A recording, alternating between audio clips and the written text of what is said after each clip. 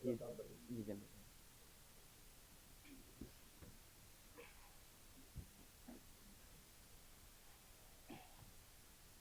आज तो जीवन सफल हो गया।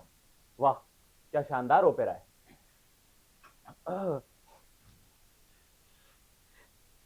अच्छी।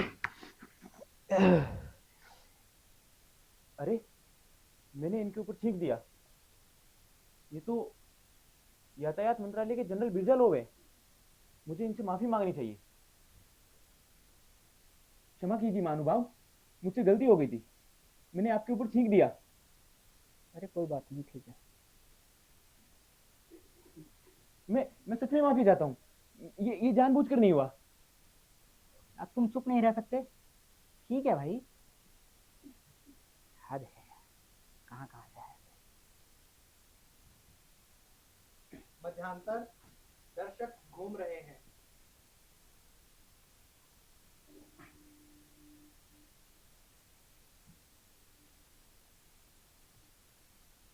क्षमा कीजिए हुजूर, हुजूर क्षमा कर दीजिए, मुझे छींक आ गई थी। और आप जानते हैं मेरा मतलब ये नहीं। अरे मैं भूल गया हूँ उस बात को, अब छोड़ो उस बात को। कहते हैं भूल गए, लेकिन लगते तो नाराज ही हैं। आंखों में विद्वेष भरा है और बात नहीं करना चाहते। मुझे उन्हें अवश्य समझाना चाहिए कि ये मेरा मतलब नहीं। ये तो एक स्वाभाविक चीज है। अभी वो भले ही ऐसा ना सोचे कि मैं उनके ऊपर थूकना चाहता था, मगर आगे ऐसा सोचने लगे तो। को अपने घर जाता है और सारी घटना अपनी पत्नी को बताता है।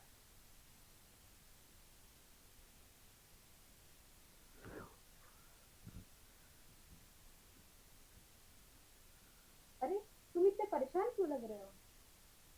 तुम्हें पता है, आज जब मैं ओपेरा सुनने गया था तो वहां मुझे अचानक से छींक आ गई थी और मेरे सामने बैठे जनरल उससे असहज हो गए थे।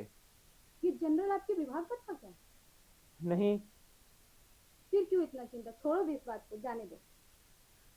पर मुझे लगता है वो मुझसे गुस्सा हो गए हैं। ठीक है, कल उनसे जाके माफी मांग लेना, नहीं तो उन्हें ऐसा लगेगा कि तुम्हें भले लोगों में बैठने का शऊर ही नहीं है। मैंने कोशिश की थी, मगर ढंग से बात नहीं हो पाई उनसे। कल उनसे माफी मांग लेना, अभी इतना परेशान नहीं है, जाके सो जाओ। अगला दिन जनरल का दफ्तर।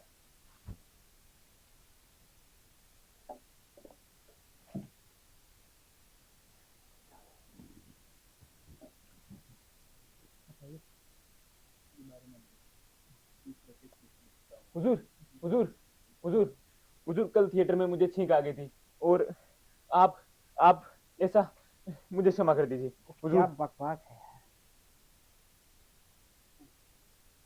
कल आ गया था।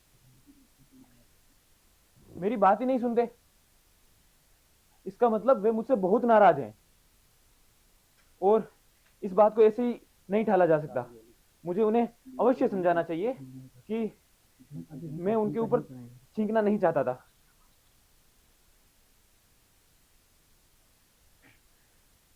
हुजूर, हुजूर, हुजूर, हार्दिक पश्चाताप होने के कारण मैं आपको कष्ट देने का दुस्साहस कर पा रहा हूँ।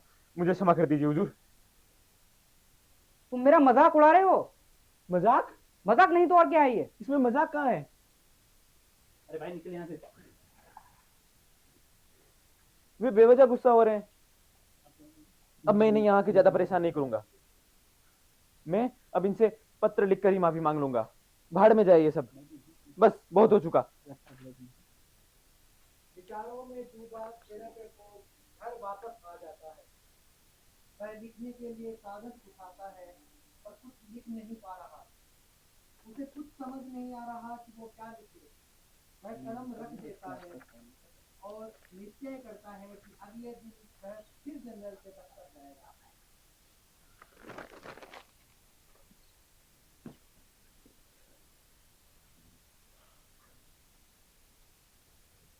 अगला दिन शेरकर को फिर आता है।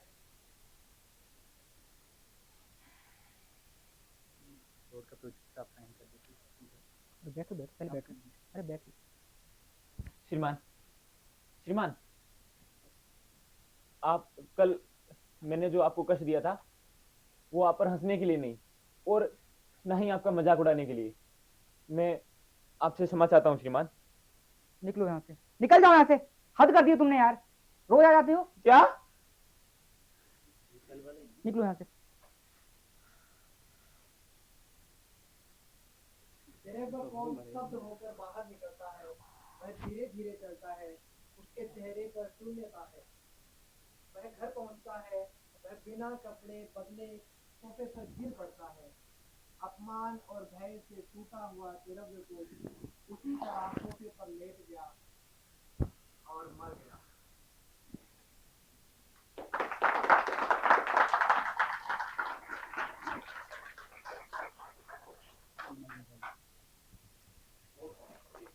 ये कहानी थी हमारी एक क्लर्क की मौत, जिसमें जनरल का रोल निभाया है नानी भाई, और एक जिले के जो चेहरे को है उनकी पत्नी का रोल निभाया है सॉरी, और क्लर्क का की भूमिका में मैं जितेंद्र।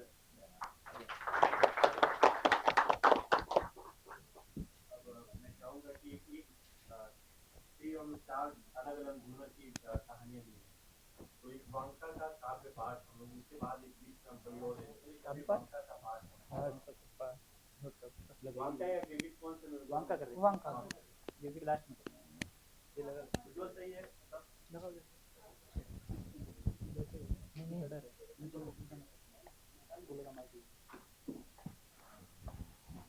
चार अलग अलग हुनर की ये।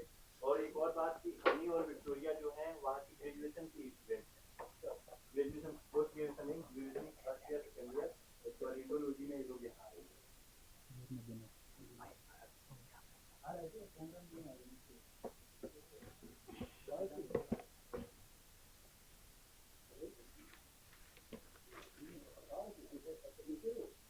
ऊपर आ जाओ, टॉप फ्लोर पे, और वो लिफ्ट मिलेगी, अंदर आ जाओ, देख लेना।